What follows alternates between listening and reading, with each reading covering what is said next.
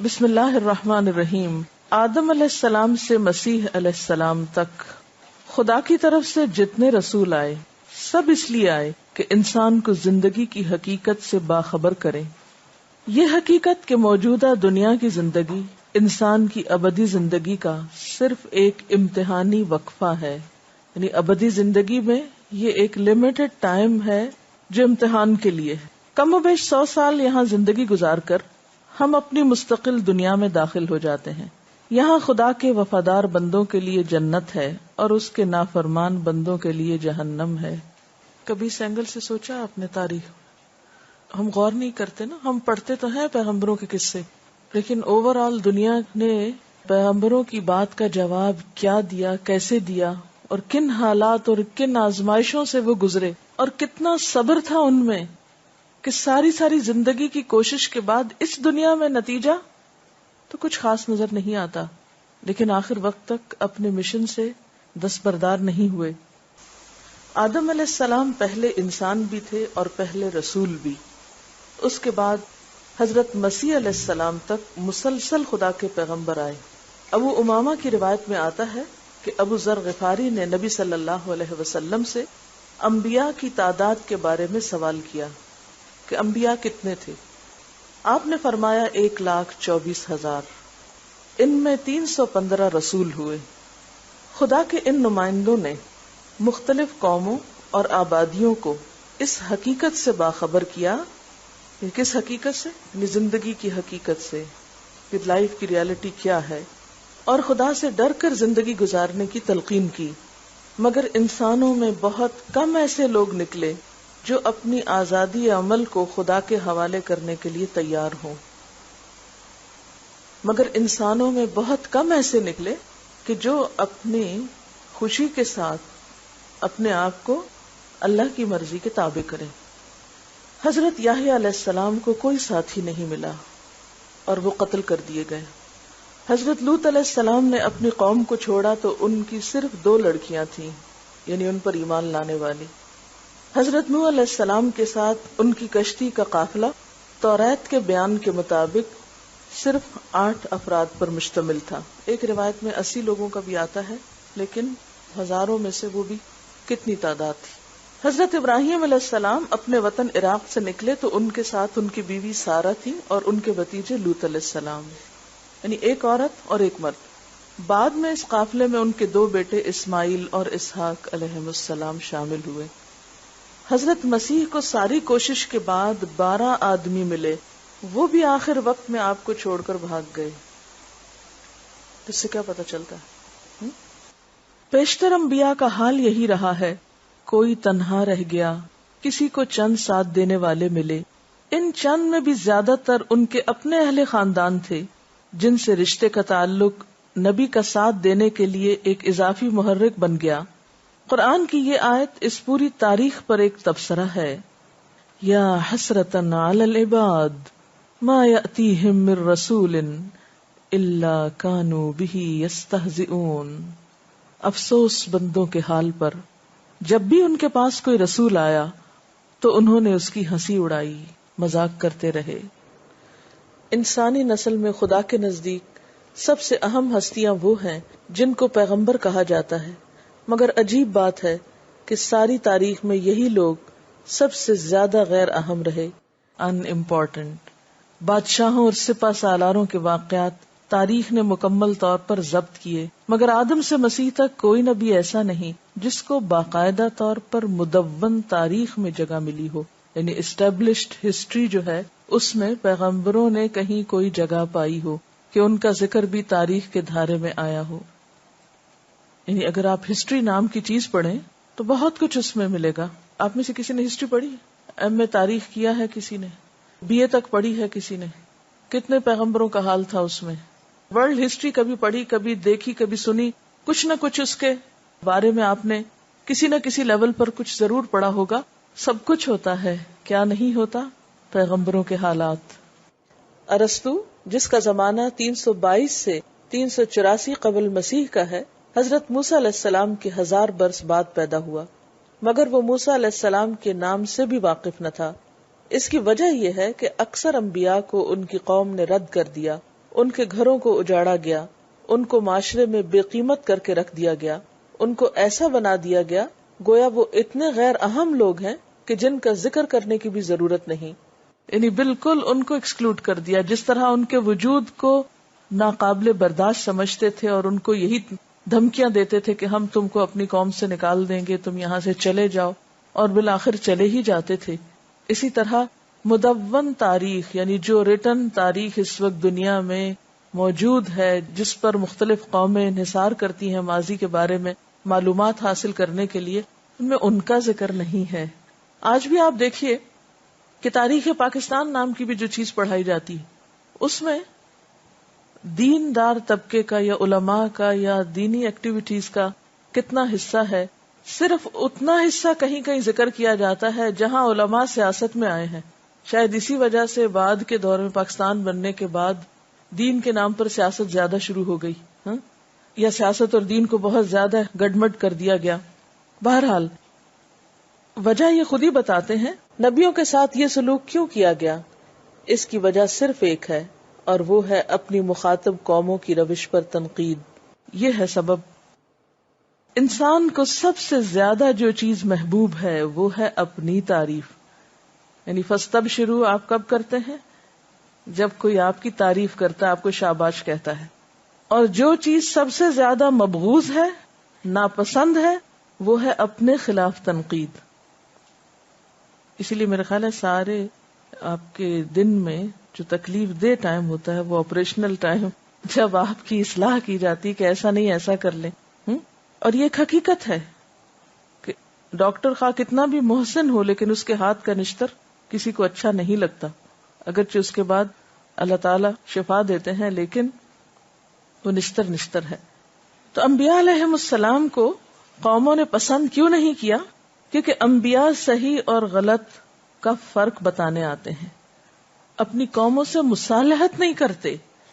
یہ بہت اہم خوبی ہے انبیاء کی، کمپرومائز نہیں. اور یہ سب سے مشکل کام ہے. آپ سب سوچئے اس پوائنٹ پر کہ ہم اکثر کیا کرتے ہیں، پھر کیا کریں، اس معاشرے میں جینا تو ہے، گھر میں رہنا تو ہے، اب کہیں نہ کہیں تو کمپرومائز کرنا ہی پڑتا ہے. عام انسان کمپرومائز کر جاتے ہیں، انبیاء علیہم السلام نہیں کر سکتے. آپ صلی اللہ علیہ وسلم کے بارے میں سورۃ الحاقہ کے آخر میں کیا کہا گیا؟ بہت سخت آیات گزری تھی، آپ کو یاد ہوگا. تنزیل من رب العالمین ولو تقول علینا بعض الاقاویل لأخذنا منه بالیمین ثم لقطعنا منه الوتین فما منکم من احد عنہ حاجزین. یہ ہے سبب کمپرومائز نہ کرنے کا. بلغ ما انزل الیک من ربک وان لم تفعل فما بلغت رسالتہ. کچھ بھی نہیں چھپا سکتے، خواہ وہ کتنا ہی مشکل کیوں نہ. بے آمیز سچائی لوگوں کے سامنے ہمیشہ رکھتے ہیں. وہ ان کی اعتقادی اور عملی غلطیوں کی نشاندہی کرتے ہیں، اس لیے قوم ان کے مخالف بلکہ دشمن ہو جاتی ہے. انبیاء اگر لوگوں کی دل پسند تقریریں کرتے تو کبھی اس صورتحال سے دوچار نہ ہوتے. تو کیا سیکھنے کی بات ملتی یہاں کہ دعوت و تبلیغ ہمیشہ لوگوں کا دل لبھانے کا طریقہ نہیں یا کام نہیں، یا لوگوں کے دباؤ میں آ کر انسان حق کو چھپانے، یعنی یہ نہیں کہ غیر حکیمانہ طریقے سے آپ بلا ضرورت اور بغیر موقع کے بیان کریں، لیکن حق تو حق ہے، اسے بیان تو کرنا ہے.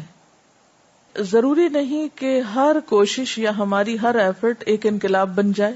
بے شمار انبیاء آئے لیکن وہ کوئی انقلاب نہیں پیدا کر سکے. انقلاب ایک ہی ہستی نے پیدا کیا ہے اور وہ ہے نبی صلی اللہ علیہ وسلم. آگے آپ صلی اللہ علیہ وسلم کے حالات بھی آئیں گے، واقعات بھی بیچ بیچ میں شامل ہوں گے، لیکن اس کے ساتھ جسے ہم یہ بات کرتے رہے کہ آج مسلمانوں کا سب سے بڑا مرض کیا ہے کہ وہ سوچنا نہیں جانتے. عمل تفکیر رک گیا ہے، افکار کی تطہیر رک گئی ہے، بے شعوری کی ایک کیفیت ہے، بے حسی کی کیفیت ہے. کیوں؟ اس لیے کہ جیسے بعض اوقات صرف واقعات سنا کر ایک جیسے افیون کھلا دی جاتی نا کہ بس سو رہے ہیں، سب صرف مزے لینے کی کیفیت ہے، عملی طور پر کچھ نہیں کر رہے. تو سوچ کا جو عمل ہے یا سوچنے کا جو طریقہ ہے وہ سیکھنا اور سکھانا اس دور کی سب سے بڑی ضرورت ہے. اس عمومی انجام میں صرف چند نبیوں کا استثناء ہے. مثلا حضرت داؤد علیہ السلام حضرت سلیمان علیہ السلام، حضرت یوسف علیہ السلام. مگر ان حضرات کو جو عروج اور اقتدار ملا وہ ان کے نظریات کی عوامی مقبولیت کا نتیجہ نہ تھا، اس کے اسباب بالکل دوسرے تھے. یعنی یہ پیغمبر، یعنی داؤد علیہ السلام، سلیمان علیہ السلام، یوسف علیہ السلام کی جو شہرت یا ایکسیپٹنس تھی وہ ان کی نبوت کی وجہ سے نہیں تھی، دوسرے اسباب سے تھی. وہ کیا تھی؟ ان کا بادشاہ ہونا، دنیاوی اعتبار سے ان کا پاورفل ہونا. حضرت داؤد علیہ السلام اسرائیلی بادشاہ ساؤل کی فوج میں ایک نوجوان سپاہی تھے. ان کے زمانے میں اسرائیلیوں اور فلسطینیوں میں جنگ ہوئی. فلسطی فوج میں جالوت نامی ایک دیو ہیکل پہلوان تھا، بہت گرانڈ ڈیل، جس سے مقابلہ کرتے ہوئے تمام لوگ ڈرتے تھے. اتنا بڑا پہلوان تھا کہ کوئی ان کے مقابلے پہ نہیں آنا چاہتا تھا. بادشاہ نے اعلان کیا کہ جو شخص اس کو قتل کرے گا میں اپنی لڑکی سے اس کی شادی کر دوں گا. حضرت داؤد نے مقابلہ کیا اور اس کو مار ڈالا. اس طرح وہ اسرائیلی بادشاہ کے داماد بن گئے. اس کے بعد جب ایک جنگ میں بادشاہ اور اس کا ولی عہد دونوں ہلاک ہو گئے تو تخت حضرت داؤد کے حصے میں آ گیا اور اس طرح وہ بادشاہ بن گئے. حضرت سلیمان علیہ السلام آپ کے بیٹے تھے اور ان کو حکومت اپنے باپ سے وراثت میں ملی تھی. حضرت یوسف علیہ السلام کو خواب کی تعبیر کا علم دیا گیا. اس سے مصر کا مشرق بادشاہ متاثر ہو گیا. قصہ آپ سورۃ یوسف میں تفصیل سے پڑھیں گے. اور اپنے اقتدار اعلیٰ کے تحت حکومتی انتظامات آپ کے سپرد کر دیے. تاہم بادشاہ اور عام مصری باشندے بدستور اپنے مشرکانہ دین پر قائم رہے. یعنی وہ آپ سے امپریسڈ تو تھا لیکن اس نے آپ کا دین نہیں قبول کیا. اس صورتحال کا نقصان صرف یہی نہیں ہوا کہ ہر دور کی بیشتر آبادی خدا کی نعمت ہدایت سے محروم رہی. اس سے بڑا نقصان یہ ہوا کہ کوئی پیغمبر خدا کی طرف سے جو کتاب اور پیغامات لے کر آتا تھا اس کے بعد اس کو محفوظ رکھنے کا سامان نہ ہو سکا. یعنی کیا سبب تھا کہ پچھلے پیغمبروں کی تاریخ یا کتابیں محفوظ نہ رہی؟ کیونکہ پیغمبر کے بعد اس کے متبعین ہی اس کو محفوظ رکھ سکتے تھے، یعنی اتباع کرنے والے، مگر وہ یا تو حاصل نہیں ہوئے یا اتنے کم تھے کہ سماج کے علی الرغم کلام الہی کی حفاظت نہ کر سکے. یعنی یا تو بہت تھوڑے تھے یا تھے ہی نہیں کہ وہ اس قابل نہ تھے کہ اس دور میں اپنے پیغمبر کی وراثت کو سنبھال سکتے. پیغمبر درہم و دینار تو نہیں چھوڑتے، ان کا ورثہ کیا ہوتا ہے؟ اور اگر فالوورز میں علم کا شوق ہی نہ رہے یا ایک جنریشن کے بعد اگلی جنریشن اس سے دور ہو جائے تو پھر کیا باقی رہے گا؟ خدا جس کا علم ازل سے ابد تک پھیلا ہوا ہے، جو آنے والے مستقبل کو بھی اسی طرح دیکھ رہا ہے جس طرح گزرے ہوئے ماضی کو، یعلم ما بین ایدیہم وما خلفہم، اس کے لیے برابر ہے. ہمارے لیے ماضی اور مستقبل کی تقسیم ہے، اللہ تعالیٰ کے لیے تقسیم نہیں ہے. اسے انسانیت کا یہ انجام معلوم تھا، اس لیے اس نے پہلے ہی یہ مقدر کر دیا تھا کہ پیغمبرانہ دور کے آخری مرحلے میں وہ اپنا ایک خاص نمائندہ بھیجے گا. اس پیغمبر کو دعوت دین کے ساتھ اظہار دین کی نسبت بھی حاصل ہوگی. یہاں اظہار دین کا مطلب دین کا غلبہ ہے.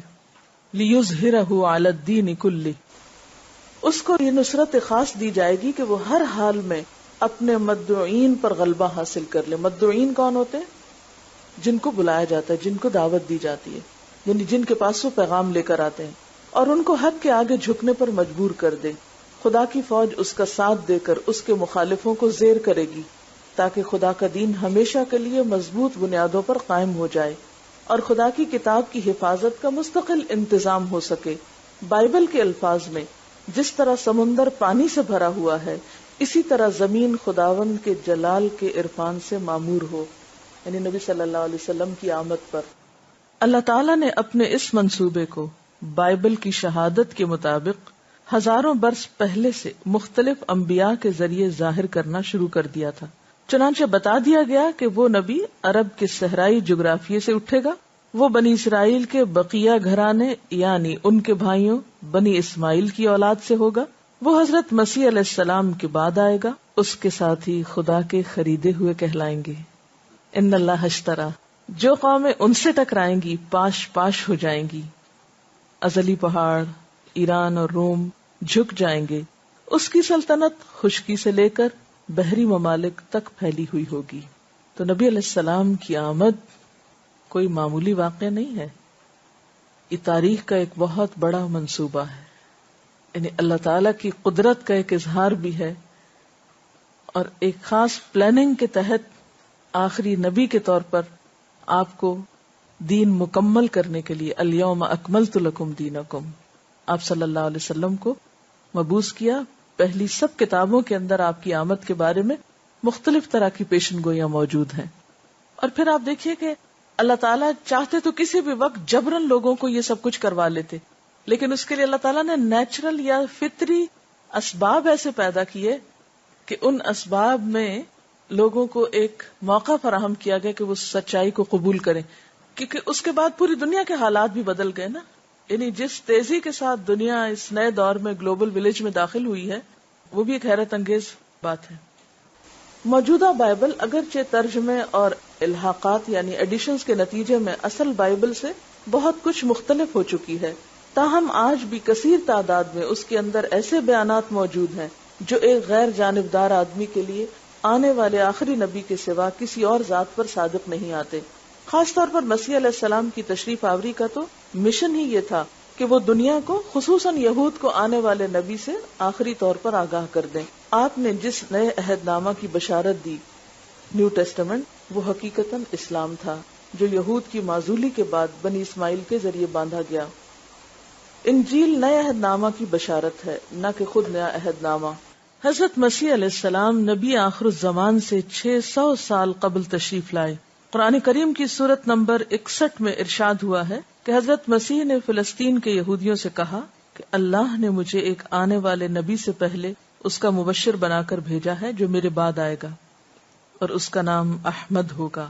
احمد اور محمد دونوں ہم معنی الفاظ ہیں جن کے معنی ہے تعریف کیا ہوا. انجیل برناباس میں صاف صاف لفظ محمد آیا ہے، تاہم چونکہ مسیحی حضرات انجیل برناباس کو جعلی انجیل کہتے ہیں، اس لیے ہم اس کا حوالہ مناسب نہیں سمجھتے. نیز ہمیں اس میں شبہ ہے کہ حضرت مسیح علیہ السلام نے اپنی پیشن گوئی میں لفظ احمد یا محمد کہا ہوگا. زیادہ قرین قیاس بات یہ ہے کہ آپ نے احمد یا محمد کے ہم معنی کوئی لفظ استعمال فرمایا، کیونکہ زبان دوسری تھی نا. محمد بن اسحاق یہ سیرت نگار ہے کہ ایک روایت جو ابن ہشام نے نقل کی ہے اس کے مطابق یہ لفظ غالباً منہمنا تھا، یعنی محمد کی بجائے منہمنا تھا. ابن اسحاق سیرت کے موضوع پر سب سے زیادہ اہم ماخذ یعنی سورس سمجھے جاتے ہیں. ماخذ کا کیا مطلب تھا؟ سورس. ان کی روایت ہے کہ مجھے بتانے والوں نے بتایا ہے کہ یحنس یوحنا کی انجیل میں آنے والے رسول کی جو پیشن گوئی ہے اس میں اس کا نام منہمنا بتایا گیا ہے. تہذیب سیرت ابن ہشام جلد اول صفحہ 50. اغلباً یہ روایت انہیں اپنے زمانے کے فلسطینی عیسائیوں کی معرفت پہنچی جو اس وقت اسلام کے زیر اقتدار آ چکا تھا. منہمنا سریانی زبان کا لفظ ہے جس کے معنی ہے تعریف کیا ہوا. ماضی کے اثر سے اس وقت تک فلسطین کے باشندوں کی زبان سریانی تھی. اغلب ہے کہ حضرت مسیح کی مادری زبان میں بولا ہوا اصل لفظ منہمنا ان کی روایات میں چلا آ رہا تھا جو بعد کے یونانی ترجموں میں فارقلیت بن گیا. جو وہ کتابیں ہیں وہ عربی میں تو نہیں، اور احمد اور محمد تو دونوں عربی کے لفظ ہیں، یعنی معنی وہی تھا، لفظ مختلف. مصنف کا کہنے کا مطلب یہ ہے کہ لفظ ان کی اپنی زبان کا تھا لیکن معنی ایک ہی تھا. اس لیے اگر آج کسی انجیل میں لفظ محمد ایز اٹ از نہیں ملتا تو اس سے کوئی فرق نہیں پڑتا، کیونکہ اصل مقصود وہاں موجود ہے. آج کے دور میں جتنی بھی پڑھی لکھی دنیا، یہ انٹلیکچوئلز جو ہیں وہ ریفرنس کے بغیر بات نہیں کرتے، اور یہ انداز دراصل قرآن نے دیا. قل ہاتوا برہانکم ان کنتم صادقین. یہ نہیں کہ یہ کوئی نئے دور کا کوئی ایجاد ہے، یہ بنیاد نبی صلی اللہ علیہ وسلم ہی نے ڈالی ہے. لیکن آج کی دنیا میں ہر چیز کے لیے تحقیق کے جتنے بھی میدان ہیں سب میں دلیل مانگی جاتی ہے، اور دلیل میں اوتھینٹک، کیونکہ دلیل بھی ہر ایک نہیں قبول کی جاتی. قرآن کا انداز آپ دیکھیں کتنا سمپل اور کتنا مؤثر ہے. آپ نے غور کیا یہاں پر نبی صلی اللہ علیہ وسلم کے لیے بہت القابات استعمال نہیں کیے گئے. کیوں؟ اس لیے کہ اصل میں ہم تو عادی ہوتے ہیں نا سارے ٹائٹلز پڑھنے کے، لیکن دوسرے لوگ عادی نہیں ہوتے. وہ ڈائریکٹ جاتے ہیں کہ اچھا کام کی بات کہاں ہے. یعنی ہم اپنے ناموں کے آگے پیچھے بہت سے ٹائٹلز لگاتے ہیں. ہمارے پاس جب اور کچھ نہیں رہا تو ہم پھر خوشامد پسند ہو گئے، یا ایسی بہت ساری چیزوں سے ہم اپنے آپ کو خوش کرنے لگے. اصل میں یہ سارا کچھ کیوں کیا؟ امپریس کرنے کے لیے، دوسروں کو مروب کرنے کے لیے ہوتا ہے نا. اور پھر وہ مروب کرتے کرتے جو چیز اصل مروب کرنے کی ادھر سے دھیان بھولا رہتا ہے.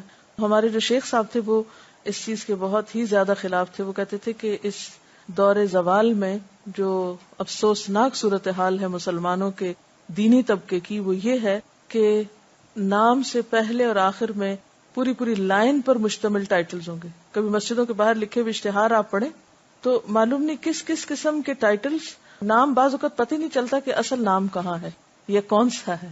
اب اس کانٹیکس میں دیکھیے کہ نبی صلی اللہ علیہ وسلم کو ظہور کیسے ہوتا ہے. ایک طرف افریقہ، دوسری طرف ایشیا اور یورپ کے وسط میں عرب کا جزیرہ نما قدیم آباد دنیا کا جغرافی قلب معلوم ہوتا ہے. عرب کا جزیرہ نما پوری دنیا کے ایک طرح سے سینٹر میں آ جاتا ہے. مگر قدیم زمانہ کے سیاسی حوصلہ آزماؤں میں کوئی نہیں ملتا جس نے اس علاقے کو اپنی سلطنت میں شامل کرنے کی کوشش کی ہو. یہ اس علاقے کی خاص خصوصیت ہے. تمام فوجی مہمیں عرب کے سرحدی علاقوں عراق، شام، فلسطین، لبنان اور یمن پہ آ کے ٹھہر گئی. اس سے آگے نجد اور حجاز کے علاقے کو اپنی قلم رو میں شامل کرنے کی ضرورت انہوں نے نہیں سمجھی، کیونکہ تین طرف سے سمندروں سے گھرا ہونے کے باوجود یہاں ان کے لیے خشک پہاڑ اور اڑتی ہوئی ریت کے سوا اور کچھ موجود نہ تھا. یعنی جغرافیائی حیثیت میں یہ علاقہ دوسروں کو اپنی طرف اٹریکٹ نہیں کرتا تھا، اور یہ بالکل ایک فطری سی بات ہے. میں خود جب پہلی دفعہ عمرے پر گئی تو اتفاق سے رمضان کا موسم تھا، اور صبح کے 7 بجے کے قریب ہم نے عمرہ کیا، اور مئی تھا اس وقت، رمضان مئی میں تھا. اتنی شدید گرمی کہ میری آنکھیں نہیں کھلتی تھی، اور میں دن میں کتنی دفعہ پکاری ہوں گی. یہاں کوئی رہتا بھی ہے آس پاس؟ اس شہر میں کوئی لوگ بستے ہیں جو مستقل یہاں کے ریزیڈنٹ ہوں؟ پہاڑوں کو دیکھتی تھی، ایک دم کچھ ہیبت سی آتی تھی. اب تو مکہ پھر بہت ڈیولپ بھی ہو گیا ہے، بہت سی عمارتیں خوبصورت اور بہت سے اشتہار اور بہت رنگینیاں بھی آس پاس ہو گئی ہیں. کچھ سال پہلے یہ صورتحال نہیں تھی، تو اس وقت وہ جو اس کا شدید پہلو تھا وہ زیادہ نمایاں تھا. تو ہر تھوڑی دیر کے بعد کسی سڑک سے گزرتے اور پہاڑ میں دیکھتی میں کہتے یہاں لوگ رہتے ہیں، رہ سکتے ہیں، یہاں رہا جا سکتا ہے. حالانکہ مجھے پتا تھا، آئی نیو کہ یہ شہر مدتوں سے آباد ہے، لیکن فزیکل کنڈیشنز دیکھ کے یقین نہیں آتا تھا کہ یہاں رہا جا سکتا ہے. تو یہی اس کی خاص خصوصیت تھی کہ جس کی وجہ سے دوسرے آس پاس کے اقوام نے اس کو اپنا علاقہ بنانے کی زحمت نہیں کی. اب دیکھیں نا کہ فطری طور پر کیسے اسباب اللہ تعالیٰ پیدا کر رہے ہیں اس علاقے کو بیرونی اثرات سے محفوظ رکھنے کے لیے، بیرونی افکار کی الغار سے پاک رکھنے کے لیے. اسی بے آب و گیاہ وادی کی مرکزی بستی مکہ میں پیغمبر اسلام محمد بن عبداللہ صلی اللہ علیہ وسلم پیدا ہوئے. آپ کے والد عبداللہ بن عبد المطلب، ذرا نوٹ کرتے جائیے، مطلب، بعض لوگ اس کو مطلب پڑھتے ہیں جو کہ غلط ہے. آپ کی پیدائش سے چند ماہ پہلے انتقال کر گئے.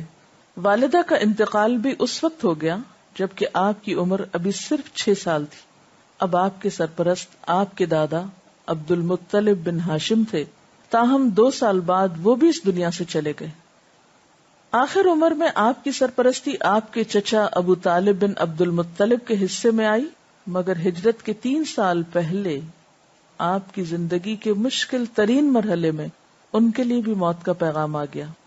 اگرچہ فطرت سے آپ نے بڑی شاندار شخصیت پائی تھی، بچپن میں آپ کو دیکھنے والے کہہ اٹھتے ان لہذا الغلام لشأنن. جب بڑے ہوئے تو آپ کے شخصی رعب و وقار کا حال یہ تھا کہ حضرت علی کے الفاظ میں من رآہ بدیہۃ ہابہ ومن خالطہ احبہ، جو آپ کو پہلی بار دیکھتا مروب ہو جاتا، جو ساتھ بیٹھتا وہ آپ سے محبت کرنے لگتا.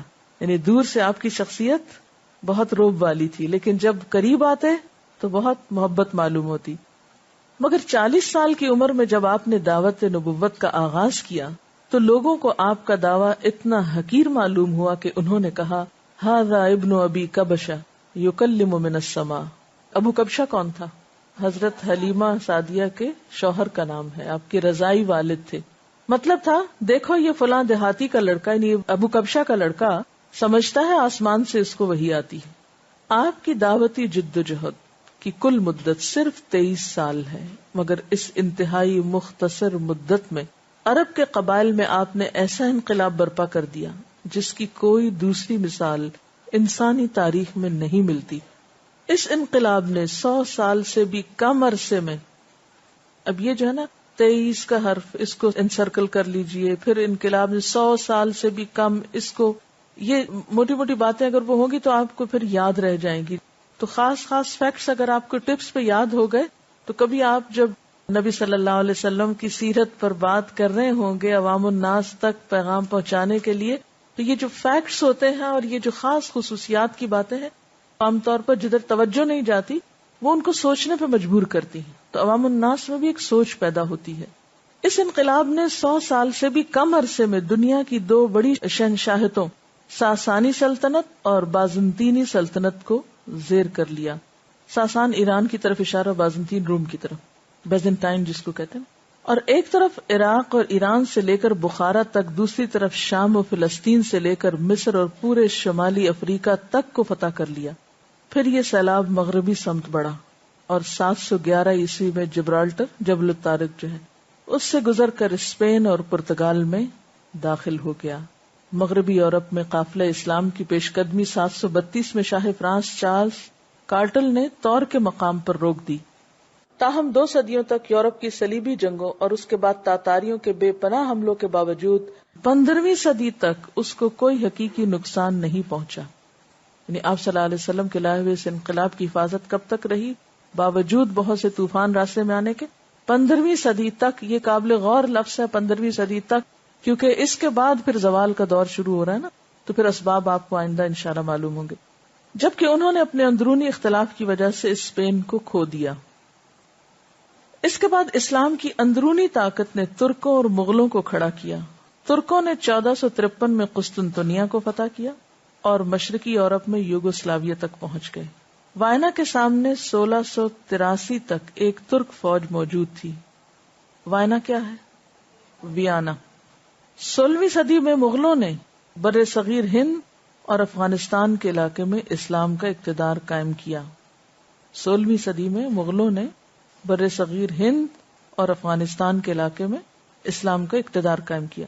13 صدیوں کے بعد اس توسیع کا نتیجہ یہ ہے کہ آج دنیا کے تقریباً تمام حصوں میں مسلمان موجود ہیں.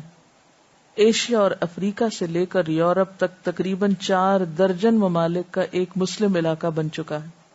مؤتمر عالم اسلامی کے شائع کردہ عالمی مسلم گزٹر 1975 کے مطابق آج دنیا بھر میں اہل اسلام کی تعداد 90 کروڑ ہے، اور لیٹسٹ کیا ہے 1 ارب سے زائد ہو چکے ہیں. یہ سب جو ہوا اس 23 سالہ عمل کا نتیجہ تھا. اس 23 سالہ کوشش کے اثرات ہیں، اس کے آثار ہیں جو پیغمبر اسلام صلی اللہ علیہ وسلم کی رہنمائی میں عرب میں انجام دیا گیا تھا. 23 سال کی مدت میں ایک ایسا انقلاب آنا جو نہ صرف تاریخ انسانی میں دائمی طور پر ثبت ہو جائے بلکہ خود اپنی ایک مستقل تاریخ پیدا کر دے، کسی انسان کے بس کی چیز نہیں. یہ ایک خدائی معاملہ تھا، یہ ایک خدائی معاملہ تھا اور اسی نے اس کو انجام دیا. بدر کی فتح کے بعد جب مسلمان واپس ہوئے تو روحا کے مقام پر کچھ لوگ ملے جنہوں نے ان کو فتح کی مبارکباد دی. سلمہ بن سلامہ نے جواب دیا، تم لوگ کس چیز کی مبارکباد دے رہے ہو؟ خدا کی قسم یہ تو گویا بندھے ہوئے اونٹ تھے جن کو ہم نے ذبح کر دیا. کل ابل المعلقہ فنحرناہا، تہذیب سیرت ابن ہشام. یعنی یہ تو اللہ کی طرف سے تھا، مراد یہ ہے. ایسا معلوم ہوتا ہے کہ اللہ تعالیٰ نے خصوصی اہتمام سے پیشگی اس کے اسباب فراہم کر دیے تھے. اسی لیے کہتے ہیں نا وما رمیت اذ رمیت ولکن اللہ رمی. عرب کے خشک جغرافیے میں ایک ایسی قوم جمع کر دی گئی جس میں صحرائی زندگی کے نتیجے میں کردار کی صلابت کیا کہتے ہیں، مضبوطی غیر معمولی حد تک پائی جاتی تھی. وہ اقرار اور انکار کے درمیان کسی تیسری چیز کو نہ جانتے تھے. بہت زبردست خوبی ہے صحابہ کرام کی، اور یہ ان کا کردار، کیونکہ میں روز سوچتی ہوں یہ کردار آج کیوں نہیں، یہ کردار آج کیوں نہیں، یہ ایسے لوگ آج کیوں نہیں. اگرچہ ان کا کسی محدود حد تک انٹریکشن ہوتا، وہ یمن تک جاتے ایک تجارت میں، دوسرے میں شام تک آتے، لیکن وہ بھی بیسیکلی اسی پیننسولا کے اندر ہی آتے ہیں ایک طرح سے. دوسری بات یہ کہ جو ان کا موسم اور ان کی جو سیکلوژن اور ان کی جغرافیائی کنڈیشنز اور جو حالات ہیں وہ بھی ان پر بہت اثر انداز ہوئے ہیں. یہ اس دفعہ کے سفر میں ہم نے دیکھا عرفات کے میدان میں، وہاں بچے دیکھے تو ننگے پاؤں، جبکہ ہمارے سر پہ دھوپ برداشت نہیں ہو رہی تھی. تو اس میں یہ ہے کہ برداشت کی جو قوت تھی اور پھر اپنی بات پہ جم جانا اور استقامت، یہ ناقابل مسخر چیزیں تھیں ان کے اندر. ان کے اندر وہ تمام فطری خصائص پوری طرح محفوظ تھے جو کسی تحریک کا مجاہد بننے کے لیے ضروری ہیں. پھر عرب کے جزیرہ نما کے گرد اس وقت دنیا کے 2 سب سے بڑی سلطنتیں قائم کر دی گئیں. بالکل فطری تھا کہ وہ اپنے پڑوس میں ایک نئی ابھرتی ہوئی طاقت کو برداشت نہ کریں، اس کے خلاف جارحیت کا آغاز کر دیں. اس طرح ان کی جارحیت اہل اسلام کے لیے جواز فراہم کر دے کہ وہ دنیا کے اس سرے سے اس سرے تک ملکوں کو فتح کرتے چلے جائیں، کیونکہ عملاً اس وقت کی تقریباً تمام دنیا انہی 2 جارے قوموں کا علاقہ تھی. سپر پاورز تھی نا ایک طرح سے، روم اور ایران. یہ ایک حقیقت ہے کہ اسلام کی لڑائیاں دوسروں کے خلاف جارحیت نہیں تھی، بلکہ یہ دوسروں کی جارحیت کا جواب تھا جو ہمیشہ دنیا میں جائز سمجھا گیا. اس طرح جو واقعات ظہور میں آئے ان کی اہمیت صرف سیاسی نہ تھی، اس سے زیادہ بڑی بات یہ تھی کہ اس انقلاب کے ذریعے انسانی تاریخ کے بند دروازے کو کھول دینا مقصود تھا. اس کے ذریعے وہ انقلاب آنا تھا جو دین حق کو ایک تاریخی حقیقت بنا دے، جو اس سے پہلے تاریخی واقعہ کی حیثیت حاصل کرنے سے محروم تھا. وہ پریس کا دور لے آئے جس کے بعد قرآن کی دائمی حفاظت کا انتظام ہو جائے. آزادی اور جمہوریت کا زمانہ آئے جو داعیان حق کے لیے حق کی اشاعت کی راہ سے تمام مصنوعی رکاوٹوں کو ہٹا دے. اس سے طبیعیاتی علوم کی وہ دریافتیں ظاہر ہوں، فزیکل سائنسز، جو دین کی صداقت کو عقلیاتی سطح پر مدلل اور مبرہن کر دیں، یعنی سائنس کے ذریعے بھی دین کو ثابت کیا جا سکے. اس انقلاب کا اس سے بھی اہم پہلو یہ ہے کہ نبی صلی اللہ علیہ وسلم کے ذریعے اللہ تعالیٰ نے قیامت سے پہلے قیامت کا منظر دکھا دیا. سچے لوگوں کو آپ کے ذریعے غالب کر دیا گیا جو آخرت میں دائمی برتری حاصل کریں گے، اور برے لوگوں کو آپ کے ذریعے مغلوب کر دیا گیا جو آخرت میں دائمی پستی اور مغلوبیت کا شکار رہیں گے. تاریخ کا یہ اندوہناک منظر ہے کہ خدا کے سچے پرستار یہاں ہمیشہ دبے اور پسے ہوئے نظر آتے ہیں، اور دولت اور اقتدار کو پوجنے والوں کو یہاں تفوق حاصل رہتا ہے. تمام انبیاء اور صلحاء کی تاریخ یہی بتاتی ہے.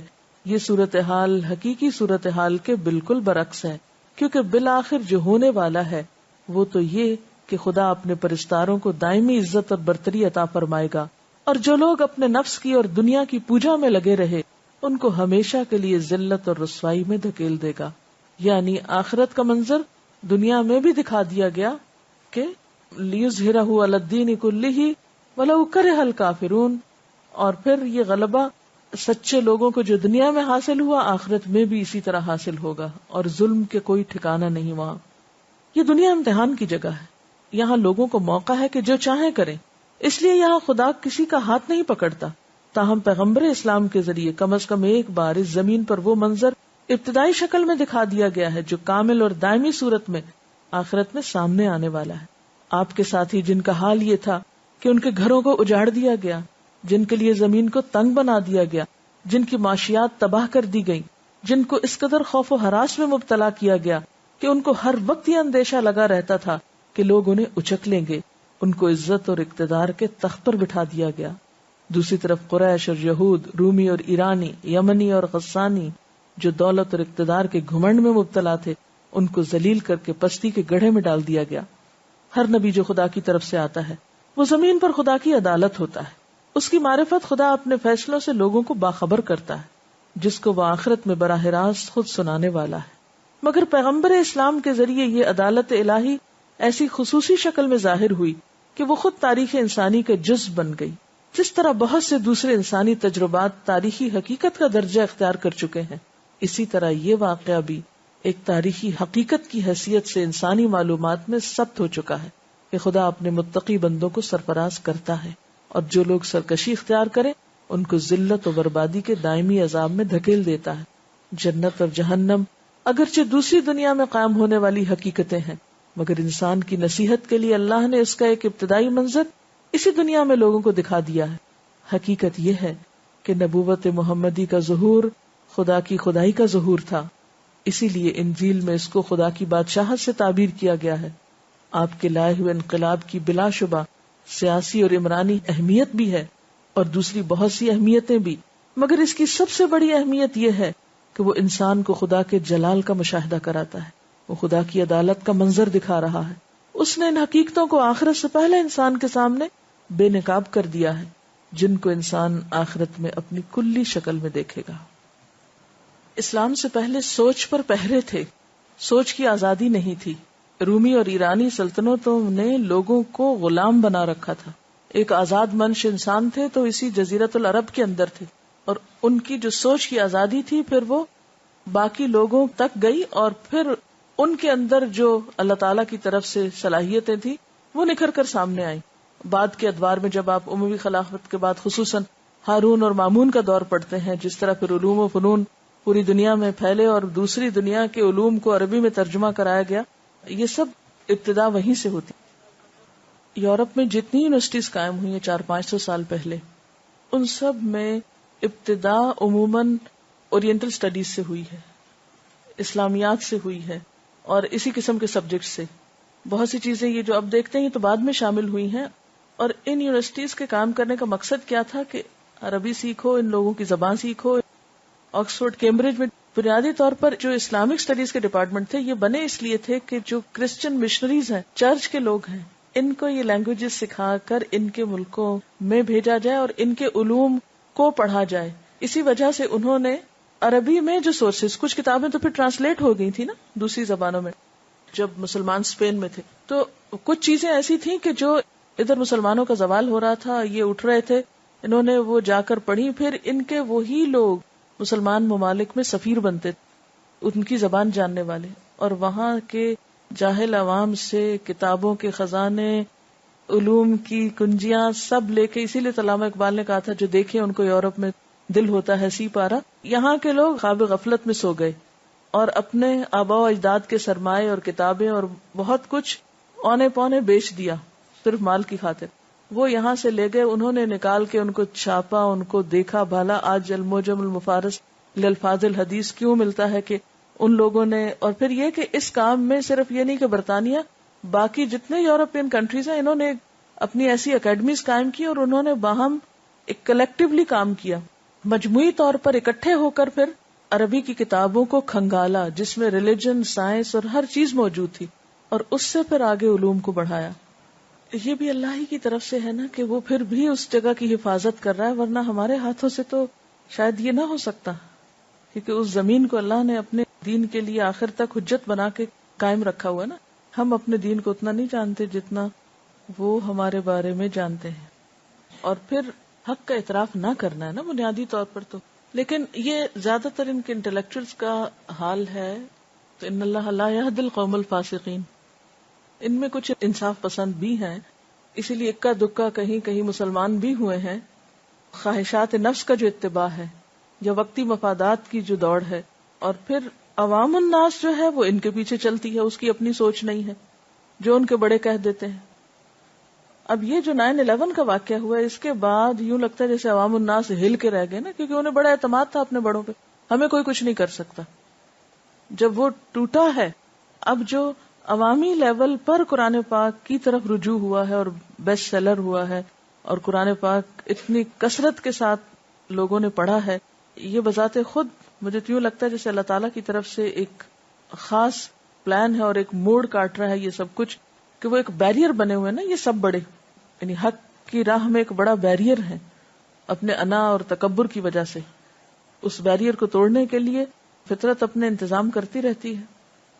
اب اس موقع پر ذمہ داری ہماری ہے کہ ہم کیا کرتے ہیں، ہم کہاں کھڑے ہیں، کیونکہ میں اتفاق کی بات ہے کہ اس وقت وہاں تھی، اس سے پہلے بھی کافی عرصہ اور اس کے بعد بھی 1 مہینے تک، تو وہ دونوں کنٹراسٹ مجھے دیکھنے کو ملے، خود اپنے مسلمانوں کے اندر، خود نان مسلمز کے اندر، کہ اس سے پہلے اسلام کی طرف کتنی توجہ تھی اور بعد میں اب ان کے سوال کیا تھے اور ان کی توجہ کس چیز کی طرف تھی، اور ایک سوچ کو نئی راہ اور ایک نیا افق ملتا ہے جیسے۔ اس وقت مجھے انتہائی تکلیف ہوتی تھی کہ ہم کچھ بھی پریپیئرڈ نہیں، یعنی اس سے پہلے میں مختلف جگہوں پہ جا کے درس دیتی تھی، تو سوال وہی میلاد جائز ہے یا نہیں. کوئی ایک درس ایسا نہیں ہوگا جس میں یہ سوال نہ مجھ سے کیا گیا ہو کہ میلاد کرنا چاہیے یا نہیں. اس قسم کے سوال تھے. اور جو ہی یہ واقعہ پیش آیا تو اس کے بعد جو درس تھے ان میں بہت جینون سوال آنے لگے, بہت ہی ریلیونٹ سوال آنے لگے. کون سے سوال؟ وہ جو نان مسلم آ کے ان سے پوچھتے اور یہ آگے سے جواب نہیں دے پاتے. چرچز نے ان کو بلایا کیونکہ وہ بہت ہلچل ہوئی, پھر آپس میں رواداری کے کئی طریقے اختیار کیے گئے. تو اب چرچ والوں کو یہ بلا رہے ہیں, یہ چرچز میں جا رہے ہیں, وہ ان سے پوچھ رہے ہیں, وہ ایک باہمی مفاہمت کی فضا قائم ہو رہی ہے. Let us understand each other, ایک دوسرے کو سمجھیں. تو اس میں سوچتی تھی کہ آج اگر یہ مسلمان تیار ہوتے ان سوالوں کے جواب, کیونکہ ہم لوگ تو وہاں گئے کس لیے؟ کمانے کے لیے گئے. ہم تو دنیا میں پڑ گئے, ہم تو گھر بنانے لگے, کچھ وہاں بنائے کچھ پیچھے بنائے جن میں کبھی رہنا بھی نہیں, اور دین کی طرف نہ اپنے بچوں کو جانے دیا نہ خود گئے. لہٰذا اتنا بڑا خلا ہے, گیپ, ویکیوم ہے کہ وہ لوگ نہیں ہیں. بڑی بڑی بلڈنگز بھی موجود ہیں مسلمانوں کی, بڑی بڑی مسجدیں بھی ہیں جو بعض اوقات صرف فقہی اختلافات اور تضادات کا شکار ہیں, لیکن وہ مقصد حاصل نہیں ہو. یعنی میں نے ایک اینڈ سے دوسرے اینڈ تک وہاں ٹریولنگ کی ہے, لیکن ہر جگہ جا کے میں معلوم کرتی تھی کیا ایکٹیویٹی ہو رہی ہے. قرآن کے علاوہ سب کچھ ہو رہا ہے, لیکچرز ہو رہے ہیں, ڈسکشنز ہو رہی ہیں, فورم ہے مسلمز کے, بڑی بڑی بحثیں ہو رہی ہیں. کہیں قرآن کی بھی تعلیم ہو رہی ہے؟ نہیں. صرف اسکالرز جو کچھ بول رہے ہیں, اچھے اچھے جو اسپیکرز ہیں جو کچھ وہ کہہ رہے ہیں بول رہے ہیں, ان کے پیچھے ایک کرزما ہے, دیوانے ہو رہے ہیں, جدھر وہ لگاتے ہیں چل پڑتے ہیں, سیدھا ہے یا الٹا ہے, درست ہے یا غلط ہے, بغیر سوچے سمجھے. اور یہ کتاب یہ علماء کے لیے, آپ کے لیے نہیں ہے. اور دوسری طرف آپ صحابہ کرام کے حالات دیکھیے. ابن ام مکتوم کے حالات پڑھ رہی تھی تو ابن ام مکتوم نے خود قرآن حفظ کیا اور مصعب بن عمیر کے ساتھ مدینہ میں جا کر آپ صلی اللہ علیہ وسلم کی آمد سے پہلے قرآن کے ذریعے مدینہ کے میجورٹی کو مسلمان بنا لیا. ان کو تو کسی نے نہیں کہا تھا کہ تم نے ابھی اتنی تفسیر کے اتنے سال نہیں گزارے اور ایسا نہیں ہوا ویسا نہیں ہوا. ڈائریکٹ قرآن. آج ٹھیک ہے اگر ہم ڈائریکٹ قرآن نہیں جانتے یا لوگ نہیں جانتے تو صرف ترجمہ بھی اگر آپ پڑھ کے کچھ پورشنز کا سنا دو تو دل ہل جائیں گے. نہیں کرو تفسیریں, صرف ترجمہ بھی سنا دو. اسی لیے آپ کو بار بار پریشان کرتی ہوں کہ صحیح اردو میں پڑھیں, صحیح عربی میں پڑھیں, کہ اگر آپ لوگ بھی رمضان کے مہینے میں 10 لوگوں کو آگے سنا دیں گے نا قرآن تو ضرور دلوں پہ اثر ہوگا انشاءاللہ. اس کے سوا کوئی چارہ نہیں ہے. ہم اصل سے ہٹے ہوئے ہیں. ہماری سب سے بڑی مشکل یہ ہے. کچھ غیر مسلموں نے ہمیں نقصان پہنچایا, کچھ خود ہم نے اپنے آپ کو نقصان پہنچا دیا. بس کافی ہے. سبحانک اللہم و بحمدک نشہد ان لا الہ الا انت نستغفرک و نتوب الیک.